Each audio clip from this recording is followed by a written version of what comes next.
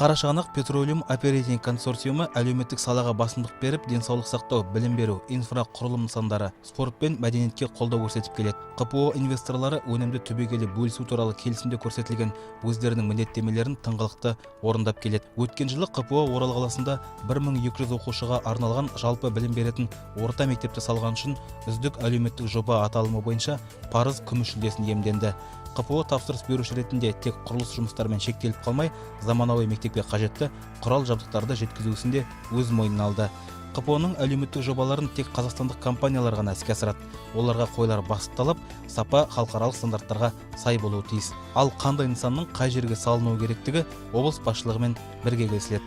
Өңірдегі өзекті мәселелер осылай шешілуде. Бүгінгі күнге дейін КПО BV компаниясының қаражаттарына облысымызда 13 медициналық, 17 білім беру саласындағы нысандар іске қосылып отыр.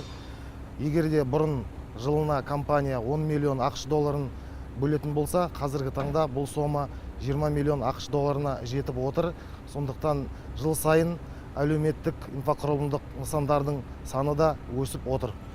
Өңірде салауатты өмір салтын насихаттап, спортты дамытуда қалыс қалған емес. Бұл саланың материалдық техникалық базасын жетілдіруге КПО үлкен үлес қосып отыр.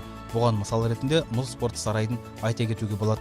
Бұл спорттық аренасы 1800 шаршы метрден асатын өңірдегі ең үлкен спорт залы. Сарайдың трибунасы 1300 көрерменге арналған. Я занимаюсь 6 лет. Мне нравится фигурное катание. Я думаю, Мен 6 жылдан бері мәнерлеп сырғанаумен айналысып келемін. Маған өте ұнайды. Сабағымды да жібермеуге тырысамын. Үздік оқып жүрмін. Болашақта чемпион болғым келеді. Я занимаюсь водным полом 1 год. Су добы спорты маған өте ұнайды. Сабағыма еш кедергісі жоқ. Жаттығуды ешқашан тастамаймын. Ер жеткен соң жаттықтырушы болғым келеді. КПО-ның мұрындық болуымен салынған тағы бір ірі әлеуметтік жоба ретінде жабық теннис кортының құрылысын айтуға болады. Бұл жобада 4 жабық және 4 ашық корттың құрылысы қарастырылған. Сонымен қатар демалыс аймағы, баскетбол, волейбол және балалар алаңдары, суғару жүйесі автоматтандырылған алқапта орналасқан. Ең жоғары стандарттарға сай болып саналатын бұл спорттық кешен халықаралық жарыстарды да өткізуге жарамды. Строительство данного теннисного корта площадью 3600 квадратов. 600 орындық теннис кортының аумағы 3600 шаршы метрді құрайды. Бүгінде бұл алып кешеннің құрылысы аяқтала келді. Құрылыс жұмыстарын Қазақстанның теннис федерациясы бақылау алған.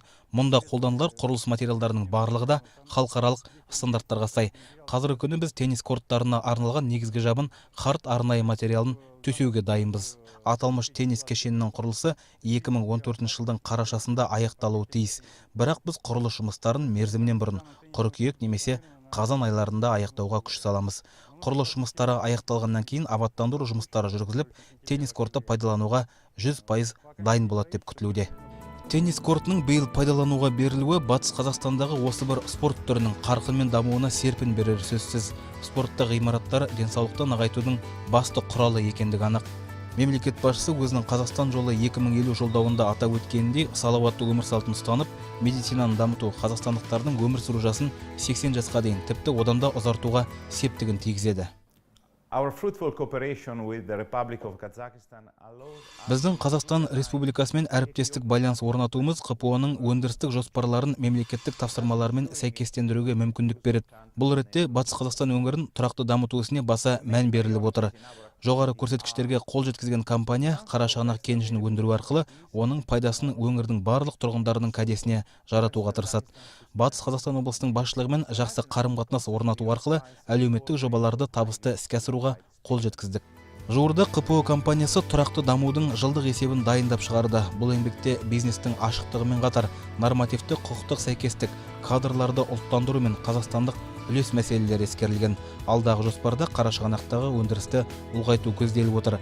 Жаңадан ауқымды инвестицияларды қарастырып, жаңа жұмыс орындарын ашу жоспарлануда.